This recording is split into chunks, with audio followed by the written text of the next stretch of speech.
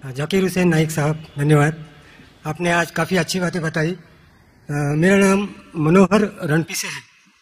मैं महाराष्ट्रियन फैमिली से ताल्लुक़ रखता हूँ और कवि हूँ। मराठी में कवि बोलते हैं, उर्दू में शायर बोलते हैं आप लोग, और मराठी में गज़लें लिखता हूँ।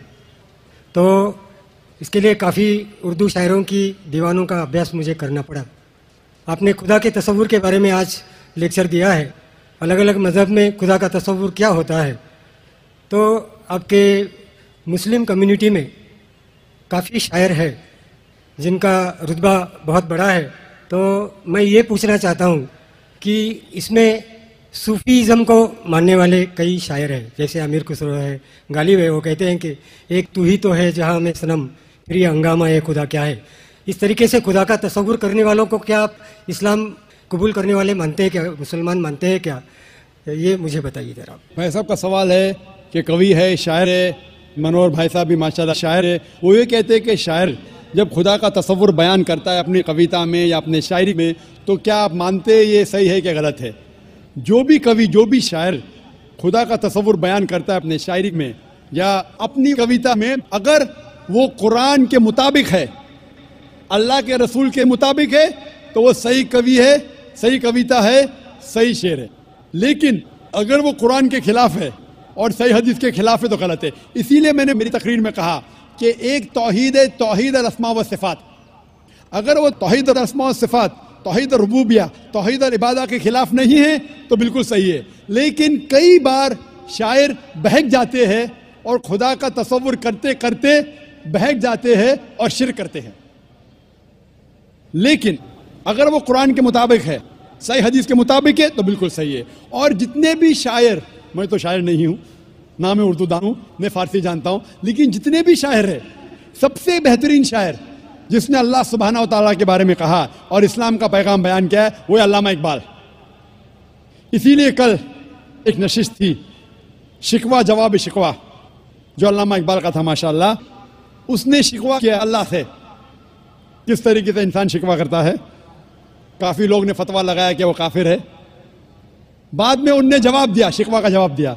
जवाब इतना बेहतरीन था माशाअल्लाह कि अल्लाह ने उनके कलाम में तासीर दी माशाअल्लाह।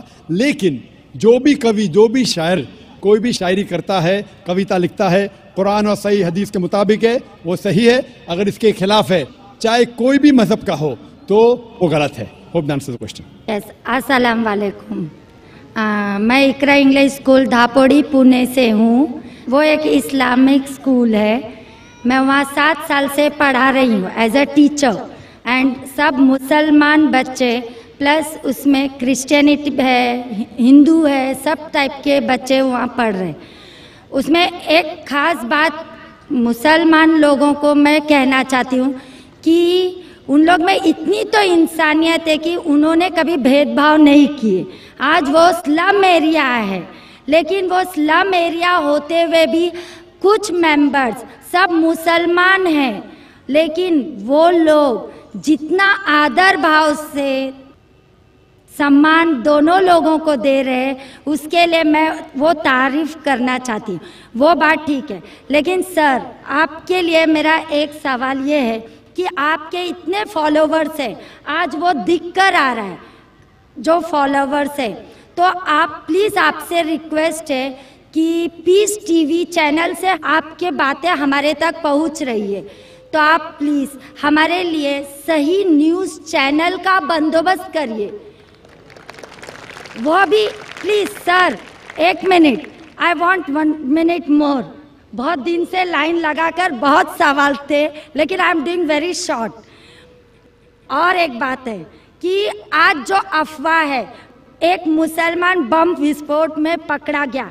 आज मैं मुसलमान लोगों में खड़े होकर उनकी तारीफ नहीं करना चाह रही।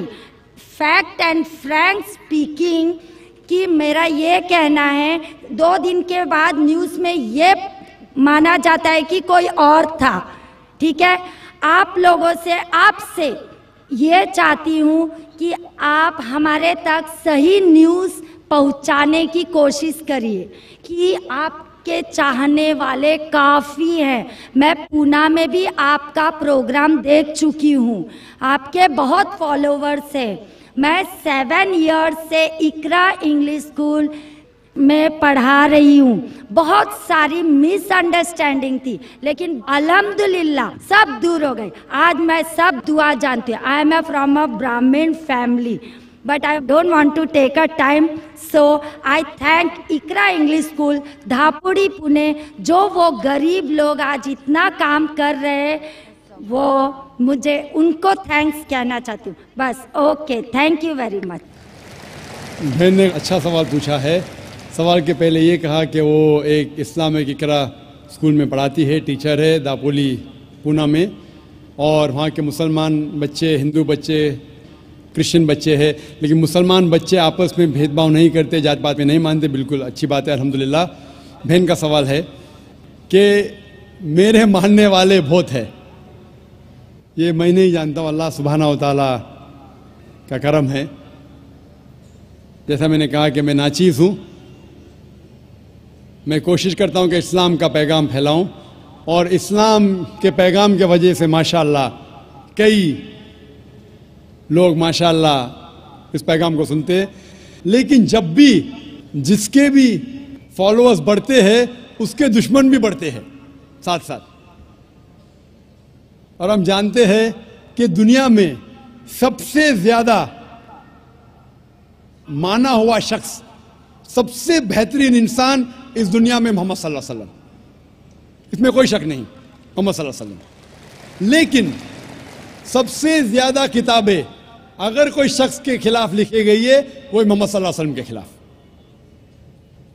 बहन का सवाल है कि वो पीस टीवी देखती है, पीस टीवी से खुश है, पीस टीवी से इस्लाम का पैगाम फैल रहा है। वो चाहती है कि एक ऐसा चैनल शुरू करूं मैं जो सही न्यूज इंसानों तक पहुंचाए। आप गोया के मेरे दिल में झांक के मेरे दिल की बात कह रही है। सर एक क्वेश्चन लास्ट ये एक सर एक मिनट, जस्ट अ मिनट। आज सारी दुनिया की अर्थव्यवस्था बर्बाद हो रही है। साम्यवादी रूस की अर्थव्यवस्था लगभग समाप्त हो गई है। पूंजीवादी अर्थव्यवस्था खत्म होने के कगार पर है।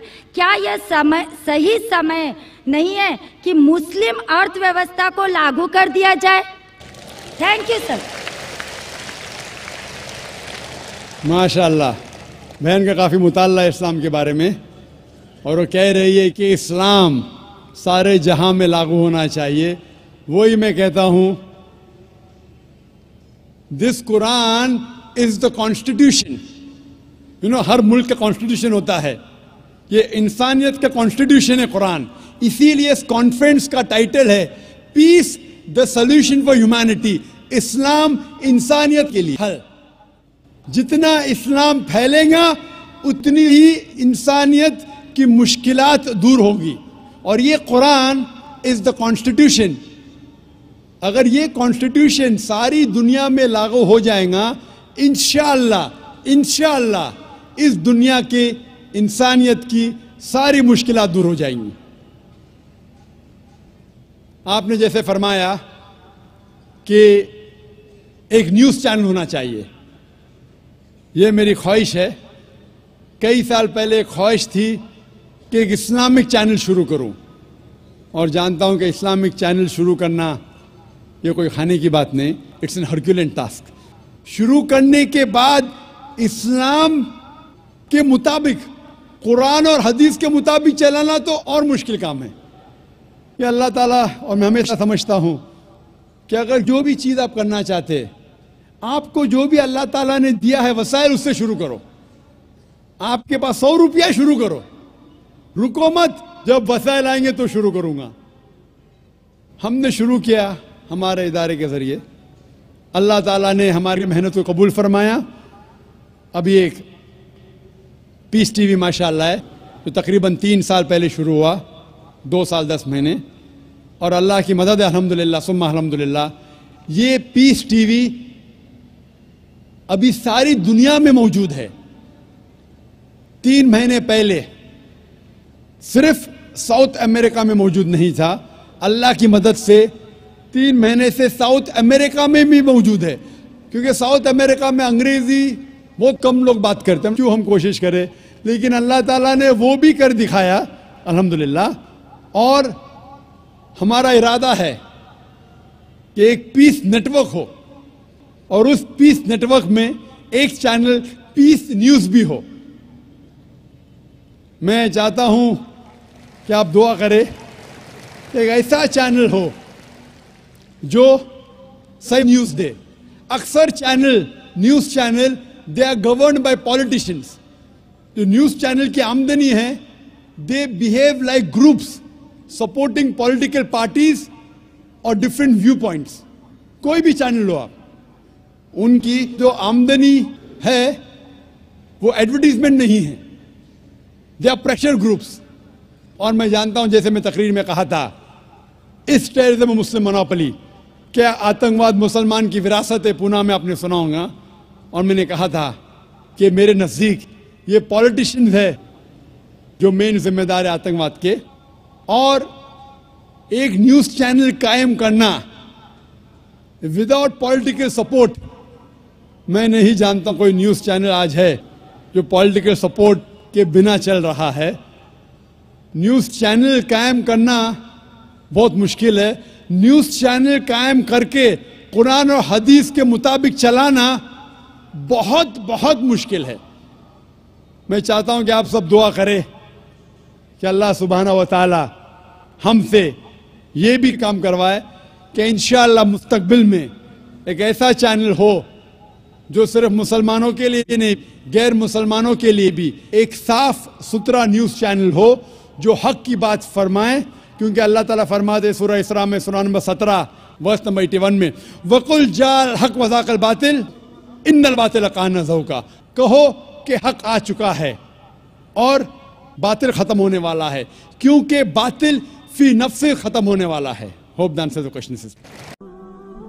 अस्सलामु अलैकुम वरहमतुल्लाहि वबरकातुहू। जी खुशामदीद दोस्तों, उम्मीद करता हूँ वीडियो आपने पूरी देखी होगी और आपको पसंद भी आई होगी। भाइयों दोस्तों, इस्लाम का मज़हब अगर आप फैलाना चाहते हैं तो इस्लाम का मज़हब और इस्लाम की खिदमत 5 तरीक़ों से आप कर सकते हैं। सबसे पहला वो है दर्स और तदरीस, यानी आप ख़ुद इस्लाम सीखे, इस्लाम के अंदर क्या क्या बातें हैं, इस्लाम के अंदर क्या चीज़ें हलाल है, क्या हराम है, और इसी तरह इस्लाम के अंदर आपको जो ज़रूरी मसाइल पेश आते हैं, निकाह वग़ैरह, तलाक़ के मसाइल, फ़िक़ह मसाइल, फ़क़ीह वाले मसाइल, जितनी भी इस्लाम की जानकारी है वो आप ख़ुद सीखें।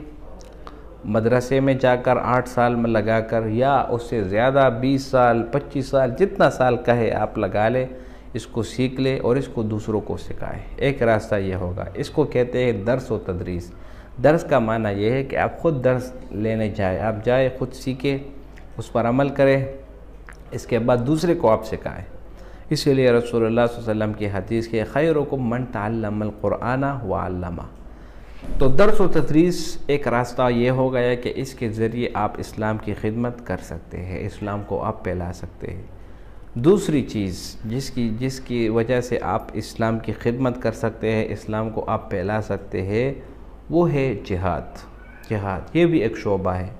ये ऐसा शोबा है कि इसके अंदर आप जितने भी गैर मुस्लिम क़ुव्वतें हैं जो इस्लाम को मिटाने की कोशिश में है, इस्लाम को ख़त्म करने की कोशिश में है, मुसलमानों को ख़त्म करने की कोशिश में है, उनके ख़िलाफ़ आप सीसा फलाई बुनियान मरसूस की जो आयत है, एक मज़बूत दीवार बनकर आप उनका मुकाबला करें, उनके साथ उसके हाँ में हाँ में लाए, उसकी आंखों में आंखें डालकर उसका मुकाबला करें।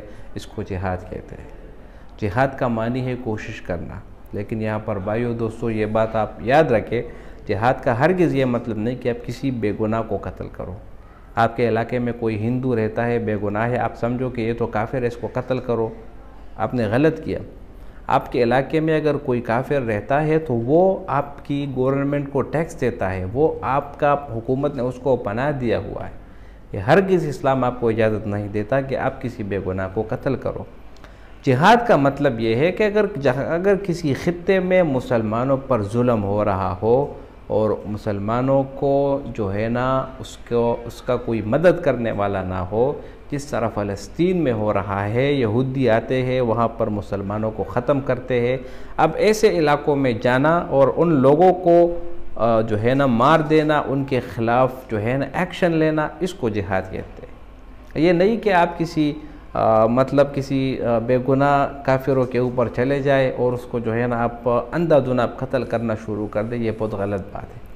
तो दूसरा जो मकसद है, जो दूसरा इस्लाम की खिदमत है वो जिहाद। तीसरा जो शोबा है उसको आप जो है ना दावत और तबलीग कह सकते हैं। दावत और तबलीग ये भी एक रास्ता है और ये एक ऐसा रास्ता है कि इसके ज़रिए से आप दीन इस्लाम पर अमल करके दीन इस्लाम की दावत को आप गैर मुस्लिमों तक पहुंचा सकते हैं। और माशाअल्लाह इस्लाम में जो दावत और तबलीग का जो सिलसिला शुरू है, अल्हम्दुलिल्लाह अल्लाह के फ़ज़ल से कामयाबियों तक पहुंचा है। ऐसे ऐसे ममालिक जहाँ पर इस्लाम के नाम से लोग डरते थे, उनकी ब्रेन वाशिंग हुई थी, अल्लाह ताला ने दावत और तबलीग के ज़रिए से उन लोगों के दिमागों तक ये बात पहुँचाया कि इस दुनिया को चलाने वाला और इस दुनिया को बनाने वाला एक ही ज़ात है और वो है अल्लाह ताला। तो दावत और तबलीग ये हम सब मुसलमानों का पेशा है, ये अम्बिया अलैहिस्सलाम वाला काम है। अम्बिया, हमारा यकीन है कि अम्बिया इस दुनिया में आने वाले नहीं, जितने भी अम्बिया आए, हमारे प्यारे नबी हज़रत मोहम्मद सल्लल्लाहु अलैहि वसल्लम आखिरी नबी है, उसके बाद कोई नबी नहीं आएगा, लिहाजा ये हम अपनाएंगे। इसीलिए आप इस्लाम का जो तीसरा शोबा है दावत और तबलीग, इसको भी अपना सकते हैं। चौथा शोबा जो है, जो इस्लाम की आप खिदमत कर सकते हैं, उसको कहते हैं तसव्वुफ़। तसव्वुफ़ यहाँ पर तसव्वुफ़ से मुराद जो सूफ़ी, कुछ लोग सूफ़ी बोलते हैं, कुछ लोग क्या बोलते हैं, लेकिन यहाँ पर तसव्वुफ़ का माना ये है कि अल्लाह के ऐसे बंदे जो आपके रूहानी, जो आपके रूह को जो बीमारी लगती है उसका इलाज करते हैं। देखो, बीमारियाँ दो किस्म की लगती है, एक बाहर की तरफ से जो बातिनी होती है और एक अंदरूनी बीमारी, रूहानी बीमारी जिसको बोलते हैं। बाहर की बीमारी, आपके कान में मसला है, आपके हाथ में दर्द है, आँख में, सर में, पाँव में, आप डॉक्टर के पास जाते हैं, इलाज करते हैं। इसी तरह रूह को भी बीमारी लगती है। आपके रूह को बीमारी लग जाए कि मिसाल के तौर पर आप ग़ीबत करना ज़्यादा शुरू कर दे, आप जो है ना एहसास कमतरी का शिकार हो जाए, आपको हर जगह हर एक चीज़ में नुकसान नज़र आ रहा होता है, हर वक्त आप इस कोशिश में और इस सोच में होते हैं कि किस तरह जो है ना मैं सबसे ज़्यादा मालदार बंदा बन जाऊँ, आपकी तमाम सोच दुनिया की तरफ हो जाए। इन सब का इलाज करने वालों को सूफिया किराम कहते हैं, उसको सूफीज़म भी कहते हैं और उसको तसव्वुफ़ भी कहते हैं। यहाँ पर जो सवाल हुआ वो शुआरा के बारे में हुआ कि जितने भी शायर लोग हैं, तो क्या शुआरा का जो अल्लाह का तारीफ़ बयान करते हैं, क्या वो ठीक है? यहाँ पर बात याद रखें कि शुआरा की दो किस्म है। एक वो शायर जो सिर्फ़ और सिर्फ नफसाने ख्वाहिशात के ऊपर जाते हैं, अपने नफ्स के मुताबिक शायरी करते हैं, जिसमें वो कुफ्रिया और शिर्क के अल्फाज भी इस्तेमाल करते हैं, हरगिज़ वो जायज़ नहीं। कुरान में अल्लाह ताला फरमाते हैं वश्शुअराउ यत्तबिउहुमुल गावून। तो शायर जो अपने नफ्स ख्वाहिशात के ऊपर जाते हैं, गलत बात और फजूल किस्म। दूसरे वो शायर है जो सिर्फ़ और सिर्फ अल्लाह ताला की हम्द व सना बयान करते हैं, बिल्कुल वो जायज़ है और ये मुसलमानों के लिए बहुत फ़ायदे की बात भी है। डॉक्टर जाकिर नाइक ने बहुत बेहतरीन जवाब दिया। उम्मीद करता हूँ वीडियो आपको पसंद आई होगी। अगर वीडियो आपको पसंद आए तो इस चैनल को सब्सक्राइब करें। बहुत शुक्रिया।